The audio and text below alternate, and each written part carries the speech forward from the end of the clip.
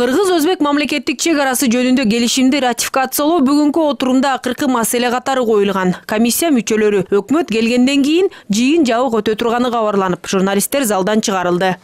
Эми кээ бир маалыматтар болушу мүмкүн. Анткени ал толук ошол кошуна мамлекетте ратификация кылуу чекти мындай бир чуу чыгарбай кээ бир нерсени кармап турган нерсеси болушу мүмкүн да. Өкмөттүн областтагы өкүлдөрүнүн орун басарлары чек ара боюнча комиссиянын төрагасы болуштур областтарда. Алардын баарын оюн уктук. Ошол акимдердин, айыл өкмөттөрдүн баарын уктук. Баары айтты, биздин мындай элдин андай эле бир чоң бир карама-каршылыгы жок. Бул макулбуз, биз булга жакты деп айтышты. Биз ошолордун сөзүн алдык. Бирок арадан 20 мүнөт убакыт өтпөй, депутаттар отурумдан чыга башташты. Көрсө, отурум эртеңкиге жылдырылып, ал ачык болот деген чечим кабыл алыныптыр. Юридический кворум бар, бирок депутаттардын көбү шайлоо жүргөндө байланыштуу мындай суверенитетке, чек арага байланыштуу маселени караганда жок дегенде 80 депутат катыш керек да. Залда көрдүңүздөр 25-30 эле депутат отурат да.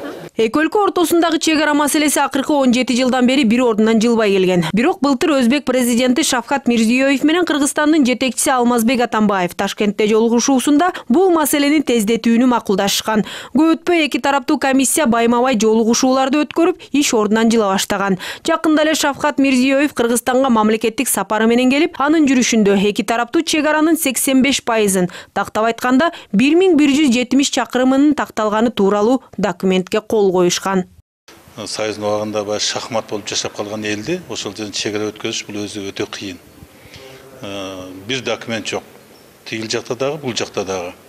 Баягы колхоздар өздөрүн алмашып, райондор алмашып, убактынча пайдаланып деп эл отукташып калганда, ошондой жерлерде мына биз эки жак сүйлөшүп, участкаларды алмаштык. Алмашканда кандай алмаштык? Что Кыргызстанга да зыяны келбесин, Өзбекстанга да зыяны. Ошол жерде эл ыраазы болсун. Мисалы биз тарапта калып калган Өзбекстандын жарандар үйү менен биздин жарандар калып калган жерлер бар үйү менен. Ошол жерлерди биз барып түшүндүрүп, алмашуу жолу менен бир топ участкаларды чечтик да. Курбанбай Искандаровдун айтымында комиссиянын мүчөлөрү үчүн тактоо иштери оңойго турбай жатат. Себеби тилкени алгач картадан тактап, андан соң талаага барып да белгилеп чыгуу керек. Буга кошумча ага эки тарап тең ыраазы болушу шарт. Анткени демаркация учурунда маселе жаралышы ыктымал. Учурда эки өлкө ортосунда такталбаган дагы 217 чакырым калды. Бирок дал ошол аймактар эң оор деп эсептелинет. Оңгартуу чечилет. Оңгартуу бирок биздин пайдаланууда турат да. Мындай участтар Өзбекстанда бар да, документтер боюнча биздики, бирок ошол жерде Өзбекстан фактически пайдаланган участок бар да. Анан эки жакта тең бир документ бар. Эгерде ошол документке таяна турган болсок, бул 91-жылы баягы СНГ КМШ мамлекет түзүлбөдү беле. Ошо келишимге биз ошонун шарттарына биз протокол менен тааныйбыз ошонун баарын деп кошулганбыз да. Эгер ошол документке таянсак, фактически пользуна турган жер биздики болот да. Оңгартуу ошон үчүн биз айтып атабыз биздики деп.